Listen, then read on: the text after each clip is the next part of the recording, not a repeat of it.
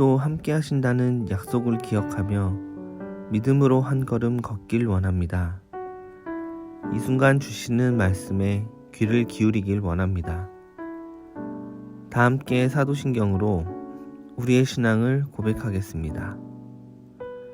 전능하사 천지를 만드신 하나님 아버지를 내가 믿사오며 그 외아들 우리 주 예수 그리스도를 믿사오니 이는 성령으로 잉태하사 동정녀 마리아에게 나시고 본디오 빌라도에게 고난을 받으사 십자가에 못 박혀 죽으시고 장사한 지 사흘 만에 죽은 자 가운데서 다시 살아나시며 하늘에 오르사 전능하신 하나님 우편에 앉아 계시다가 저리로서 산자와 죽은 자를 심판하러 오시리라.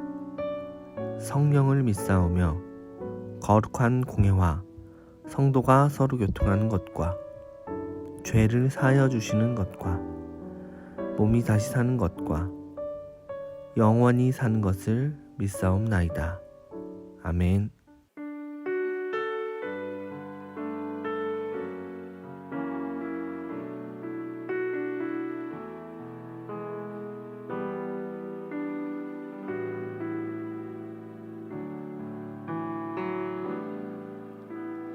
그는 나의 주 아버지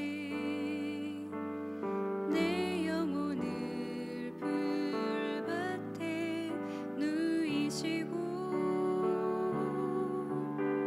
새와 나무의 노래로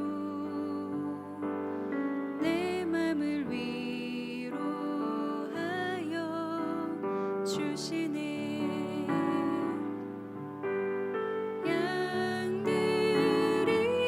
주인 찾듯이 오직 한 분 목자인 내 주님을 내가 찾고 또 따르니 주 곁에 나를 메어 주소서.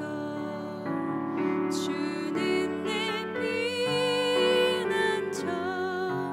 내 요새 되시니 내 피할 곳은 주뿐이네.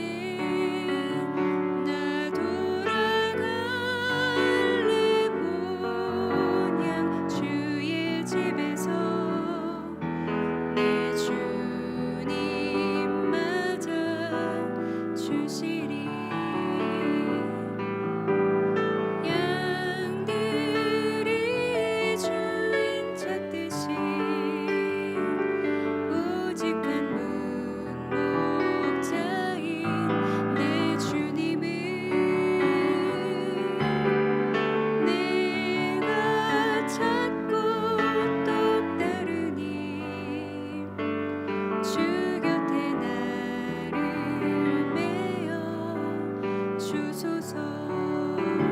주는 내 피난처 내 요새 되시니 내 피할 곳은 주뿐이네. 나 돌아갈래 본향 주의 집에서 내 주님 맞아 주시리. 오늘 우리가 함께 나눌 말씀은 예레미야 37장 16절에서 21절 말씀입니다. 예레미야가 뚜껑 씌운 웅덩이에 들어간 지 여러 달 만에 시디기야 왕이 사람을 보내어 그를 이끌어내고 왕궁에서 그에게 비밀이 물어 이르되 여호와께로부터 받은 말씀이 있느냐? 예레미야가 대답하되 있나이다. 또 이르되 왕이 바벨론의 왕의 손에 넘겨지리이다. 예레미야가 다시 시드기야 왕에게 이르되 내가 왕에게나 왕의 신하에게나 이 백성에게 무슨 죄를 범하였기에 나를 옥에 가두었나이까. 바벨론의 왕이 와서 왕과 이 땅을 치지 아니하리라고 예언한 왕의 선지자들이 이제 어디 있나이까. 내 주 왕이여, 이제 청하건대 내게 들으시며 나의 탄원을 받으사 나를 서기관 요나단의 집으로 돌려보내지 마옵소서. 내가 거기에서 죽을까 두려워하나이다. 이에 시드기야 왕이 명령하여 예레미야를 감옥들에 두고 떡 만드는 자의 거리에서 매일 떡 한 개씩 그에게 주게 하매 성중에 떡이 떨어질 때까지 이르니라. 예레미야가 감옥들에 머무니라. 아멘. 반갑습니다. 오늘 예레미야 37장 16절부터 21절을 중심으로 길이라는 주제의 말씀을 함께 나누겠습니다. 예레미야가 예루살렘을 떠나서 아나돗으로 가려고 했습니다.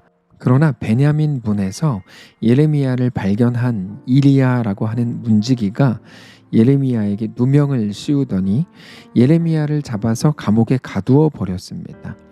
예레미야는 자기는 바벨론에 항복하려고 한 적이 없고 그래서 나는 결백하다 주장을 했지만 그 말은 그들에게 받아들여지지 않았고 그렇게 감옥에 갇혔습니다. 그것도 그냥 감옥에 갇힌 게 아니고 사정없이 때린 후에 감옥에 가두었습니다. 그 중에서도 가장 열악한 감옥이었던 서기관 요나단의 집에 가두었습니다. 서기관 요나단의 집은 너무 낡아서 서기관 요나단마저도 버린 집이었습니다. 그리고 나서 그 공간을 감옥으로 사용했는데 서기관 요나단은 워낙 엄격하고 피도 눈물도 없는 인물이었다고 알려져 있습니다. 그가 자기 집으로 만든 그 감옥도 악명 높은 감옥이었습니다. 그래서 오늘 본문을 보면 지하 토굴 감옥 그 구덩이에 던져졌다 이렇게 되어 있습니다. 그것을 오늘 본문에서는 뚜껑 씌운 웅덩이라고 표현하고 있습니다. 16절입니다. 예레미야가 뚜껑 씌운 웅덩이에 들어간 지 여러 달 만에 거기는 춥고 어둡고 습기가 차서 아주 불쾌하고 비위생적인 그런 곳이었습니다. 여러분 이게 극적인 대조입니다. 하나님을 모르는 사람들, 하나님을 대적하는 사람들은 좋은 곳에서 좋은 것을 먹으면서 호화롭게 살고 있지만 하나님의 사람 예레미야는 더럽고 역겨운 지하 감옥에서 고통 가운데 누워 있는 거죠. 단지 오늘 본문의 내용에서만 이런 대조가 있는 게 아닙니다. 세례 요한이 이 땅에 살 때 그는 광야에서 돌에 붙은 꿀을 먹으면서 살았습니다. 메뚜기를 먹어야 했습니다. 그러나 그 당시에 가장 유명한 사람들은 모두가 왕궁에 있었습니다. 대단한 대제사장들, 그리고 왕들, 귀족들, 이 사람들은 완전히 잘 먹고 살았습니다. 그러나 하나님의 말씀은 광야에 있는 세례 요한에게 임했죠. 우리가 하나님을 믿는다는 것에 대한 오해와 이 땅에 속한 환상을 그래서 버려야 합니다. 말씀을 통해서 우리가 누군지, 우리의 존재는 무엇인지, 우리의 오늘의 환경은 무엇인지 정확하게 알아야 합니다. 수천 년의 기독교 역사는 순교자들의 피를 먹고 자란 그런 역사였습니다. 하나님의 사람으로 살아간다는 것이 이 땅에서 더 높이 올라가고 돈을 더 많이 벌고 더 인정을 받고 사람들에게 더 칭찬을 받는 이 땅에서 더 잘되고 존경받는 그런 삶이 아니라 이 땅을 나그네로 순례자로 살아가는 삶이라는 것입니다. 모두에게 인정받는 넓은 길이 아니라 누구나 기피하고 도망다니고 싶어 하는 그런 좁은 길입니다. 그러나 이 길 끝에서 우리 주님이 우리를 맞아주시는 거고 그게 우리의 오늘의 가치가 되는 겁니다. 예수님께서 이 땅에 오셨을 때 예수님의 모습을 보고 누구도 화려한 왕궁을 떠올리지 않았습니다. 예수님은 마국간 말구유에서 나셨고 고운 모양도 없고 풍채도 없이 마르셨고 사람들이 흠모할 만한 어떤 것도 없었습니다. 그러나 우리 예수님은 우리의 왕이시고 우리를 구원하시는 구원자가 되셨습니다. 예레미야도 오늘 본문에서 그 길을 걸은 거고 우리에게 주어진 길도 바로 그 길인 것입니다. 그러므로 우리 앞에 있는 어려움들에 대해서 성도 여러분 당황하지 마십시오. 다만 그 힘겨움 속에서도 하나님이 우리의 주인이신 것으로 인하여 안심하시기 바랍니다. 자, 예레미야가 그렇게 갇혀 있을 때 시드기야가 사람을 보내서 예레미야를 빼내 주었죠. 호의를 베푼 겁니다. 근데 시드기야가 호의를 베푼 것은 기분이 좋아서라거나 시드기야 자신이 온유했기 때문이 아닙니다. 바벨론이 이미 한 차례 예루살렘 성을 엉망으로 만들어 놓고 갔기 때문에 궁금한 게 많아졌습니다. 그래서 선지자를 불러서 대화라도 한번 해보자 이러려고 부른 겁니다. 그러나 그때 예레미야가 했던 대답은 시드기야에게 전혀 위로가 되지 않는 말이었죠. 17절입니다. 시드기야 왕이 사람을 보내어 그를 이끌어내고 왕궁에서 그에게 비밀이 물어 이르되 여호와께로부터 받은 말씀이 있느냐? 예레미야가 대답하되 있나이다. 또 이르되 왕이 바벨론의 왕의 손에 넘겨지리이다. 시드기야가 형통할 때는 하나님의 권면을 듣지 않았습니다. 하나님의 말씀을 전혀 듣지 않았습니다. 그러나 위기가 오자 그는 하나님의 말씀에 귀를 기울이고 있는 거죠. 그때 예레미야는 단지 하나님의 말씀을 전할 뿐 아니라 시드기야에게 개인적인 부탁을 합니다. 20절입니다. 내 주 왕이여, 이제 청하건대 내게 들으시며 나의 탄원을 받으사 나를 서기관 요나단의 집으로 돌려보내지 마옵소서. 내가 거기서 죽을까 두려워하나이다. 선지자가 죽는 게 두려웠겠습니까? 여러분, 죽음은 누구에게나 두려운 일입니다. 물론 예레미야가 죽어야 된다면 그는 기꺼이 죽을 겁니다. 그럼에도 예레미야는 오늘 본문에서 아주 솔직하게 부탁을 하고 있죠. 이게 믿음 없음이라거나 사명을 다하지 않는 행위가 아닌 겁니다. 여러분, 선지자는 기계가 아닙니다. 사람입니다. 그리고 특별히 왕에게 하나님의 말씀을 솔직하게 전할 수 있는 사람은 예레미야밖에 없었습니다. 그러니까 예레미야가 죽으면 사실 시드기야도 답이 없는 상황이었던 거죠. 그래서 시드기야는 예레미야를 서기관 요나단에게 보내지 않고 자기의 감옥에 가두기로 합니다. 21절입니다. 이에 시드기야 왕이 명령하여 예레미야를 감옥들에 두고 떡 만드는 자의 거리에서 매일 떡 한 개씩 그에게 주게 하매 성중에 떡이 떨어질 때까지 이르니라. 예레미야가 감옥들에 머무니라. 성도 여러분, 저는 우리가 오늘 우리의 길에 대해서 진지하게 묵상하실 수 있기를 원합니다. 이 땅에서의 우리의 길은 누군가가 말하는 것 같은 꽃길이 아닙니다. 우리의 길은 만만치 않은 길입니다.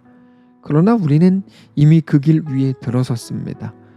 우리의 영광은 이 땅에 있지 않습니다. 오직 하늘에 있습니다. 우리는 이 땅에서 모든 승부를 보는 사람들이 아닙니다. 우리의 승리는 오직 영원한 하늘에 있습니다. 오늘 본문에 예레미야가 우리에게 그것을 보여주는 겁니다. 누군가는 이렇게 말할 겁니다.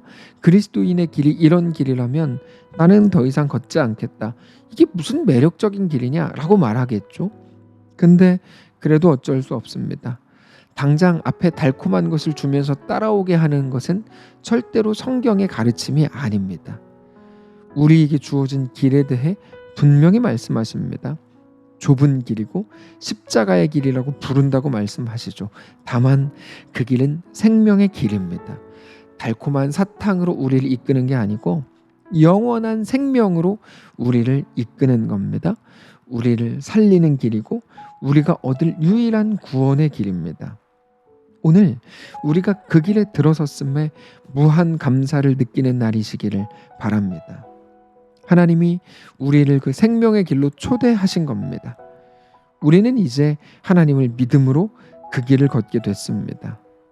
그러므로 사랑하는 성도 여러분, 다만 힘겨움에 우리의 가치를 타협하거나 빼앗기지 않게 되시기를 바라고 오직 하나님으로 인해서 어떤 길 위에서도 만족하고 평안하시기를 주님 이름으로 축복합니다. 기도하겠습니다. 살아계신 하나님 감사합니다.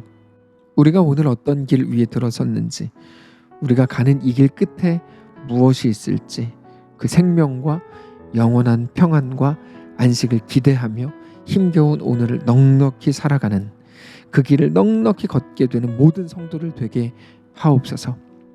이미 우리를 위해 십자가의 길을 걷고 그러나 부활을 이루신 영원한 생명이신 우리 주 예수님의 이름으로 기도합니다. 아멘. 사랑하는 성도 여러분, 하나님께서 오늘 하루를 우리에게 허락하셨습니다. 믿음을 가지고 우리에게 허락된 그 길을 걷게 되시기를 바라고 우리 주님과 함께 그 길을 넉넉히 가는 귀한 주의 백성들 되시기를 축복합니다.